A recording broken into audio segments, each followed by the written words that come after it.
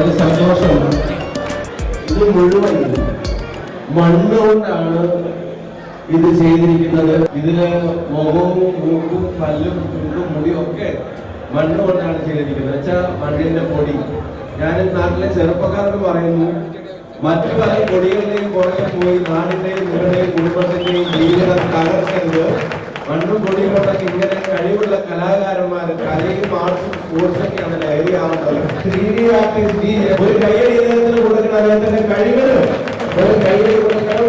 കഴിവുള്ള ഈ കലാകാരൻ അദ്ദേഹത്തിന് സ്നേഹാഭിമാനം. അപ്പൊ എന്റെ വരച്ചോണ്ട് പറയുന്നില്ല, അനേകം ആളുകളെ ഇങ്ങനെ വരച്ചിട്ടുണ്ട്. ഒരു കഴിവാണ്. നല്ലൊരു കയ്യിലൂടെ കൂടി നമുക്ക് ഈ നാടിന്റെ നന്ദി അറിയിക്കാം.